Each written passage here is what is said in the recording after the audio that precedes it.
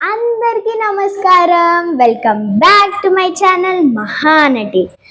ఇవాళ మనము అత్యంత పవిత్రమైన మరియు ఆనందకరమైన దీపావళి పండుగ రోజు ఎన్నో చేస్తాం కదా, మేము కూడా.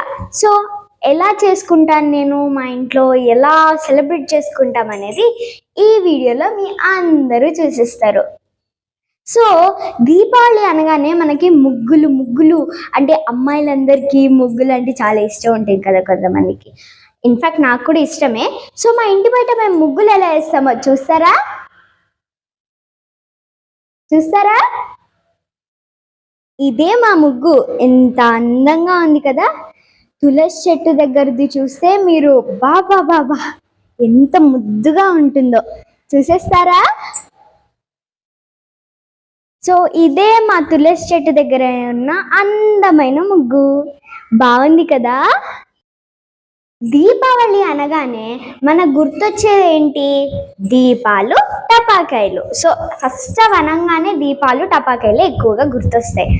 మరి దీపాలు టపాకాయలు ఎంత అందంగా ఉంటాయో కదా.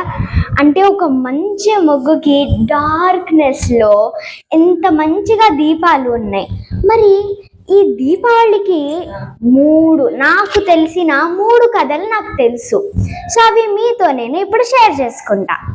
మొదటిది, రామాయణం ప్రకారం శ్రీరాముడు లంకలోని రావణాసుడిని సంహరించి సీతాదేవితో అయోధ్యకు తిరిగి వచ్చినప్పుడు కూడా ప్రజలంతా ఆనందోత్సవాల మధ్య దీపావళిని చేసుకున్నారని రామాయణంలో చెప్పారు.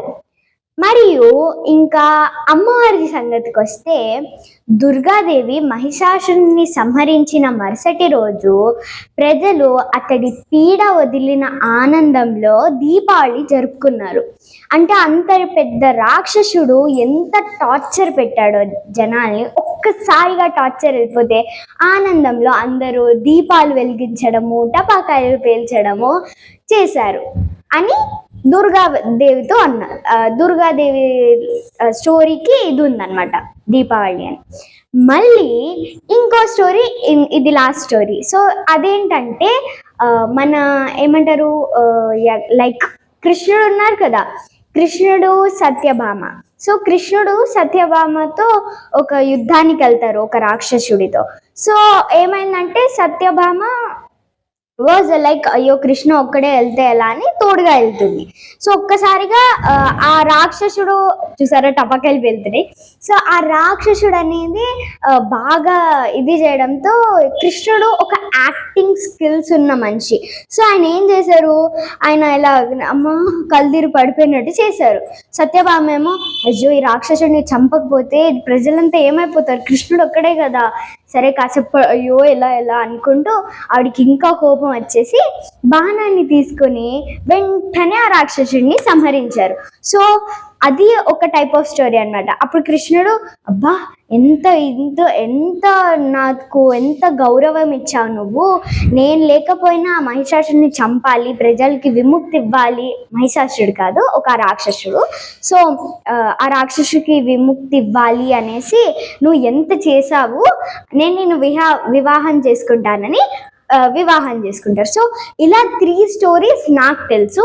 మీకేమైనా ఇంకా స్టోరీస్ తెలుసుంటే కింద కామెంట్స్లో చెప్పేయండి. అండ్ ఈ వీడియోకి లైక్స్ కూడా చేయండి. సో ఇప్పుడు నేను మా ఇంట్లో, అంటే ఇది ఇంటి బయట, సో ఇంట్లోపల కూడా నేను ముగ్గేస్తాను. చూస్తారా? సో చూస్తారా? మీకు గైస్, మీకు ఎలా వేసాను ఆ ముగ్గు, అసలు డిజైన్స్ ఎంత బాగున్నాయో చూద్దాం. సో గైస్, ఇదే ఇంటి లోపల ముగ్గు. సో కలర్స్ ఎలా వేస్తున్నా అని చూపిస్తా ఇప్పుడు. సో ఇక్కడ మీకు కనిపిస్తుందా, ఒకసారి దగ్గర రండి. ఇక్కడ చూడండి, ఇక్కడ మీకు ఒక పెద్ద సర్కిల్ కనిపిస్తుంది కదా, దాంట్లో నేను వచ్చేసి ఎల్లో కలర్ వేస్తున్నాను.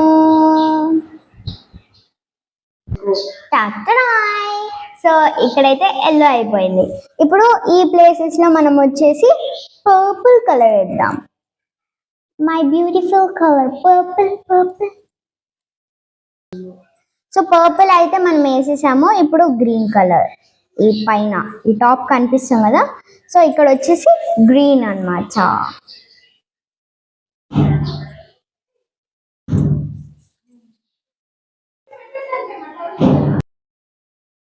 సో ఇప్పుడు మనము ఇక్కడ సర్కిల్ వేసుకున్నాము కదా, సో ఈ సర్కిల్ మధ్యలో ఈ ప్లేసెస్ అలానే వదిలేస్తే బాగోదు కాబట్టి ఇక్కడ నేను బ్లూ వేసుకుంటున్నాను. సో మనమైతే బ్లూ వేసుకోగానే మీకు ఏం గుర్తొచ్చింది? ఇలా బ్లూ, గ్రీన్, పర్పుల్, ఎల్లో చూడగానే మీకు ఏం గుర్తొచ్చిందో సడన్ గా మీ మైండ్ లోకి వచ్చింది కామెంట్ చేయండి. నెక్స్ట్ వచ్చేసి ఇక్కడ నేను ఇలా రౌండ్ రౌండ్ వేసా కదా, సో వాటికైతే నేను పింక్ వేస్తున్నాను. చిన్న ఉంటాయి, నా దగ్గర పింక్ కలర్ కూడా తక్కువ ఉంది కాబట్టి చిన్నగా లైట్ గా వేసేస్తే సూపర్ క్యూట్ వస్తుంది. సో పింక్ అయితే మొత్తం వేసేసుకున్నాను. సో ఈ పింక్ పక్కన నేనైతే ఇలాంటి ఒక డిజైన్ వేసాను, కనిపిస్తాం కదా.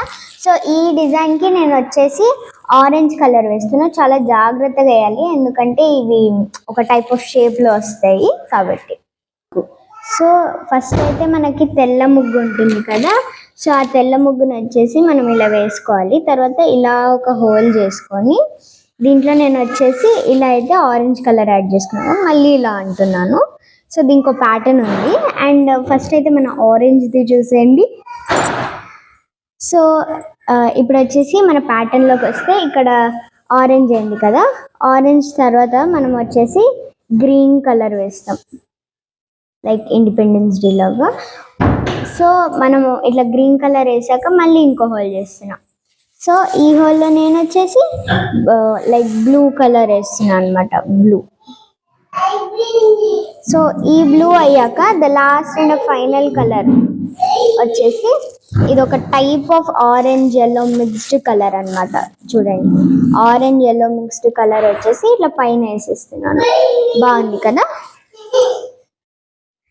సో మనము ఇందాక ఊరికే కలర్స్ వేసి చూపించాను, కానీ ఇప్పుడు చూడండి దీపాలతో, పువ్వులతో ఎంత బాగా డెకరేట్ అయిందో.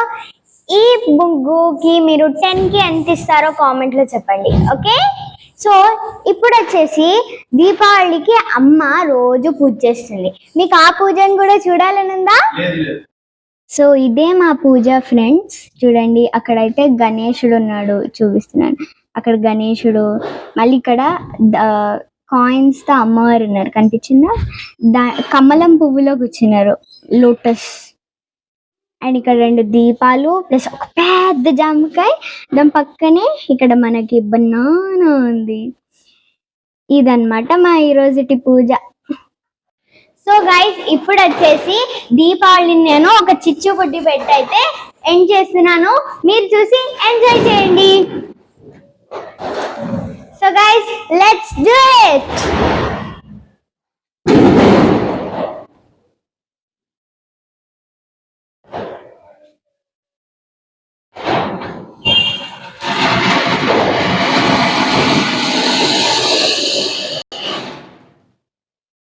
అందరికీ హ్యాపీ దివాళీ.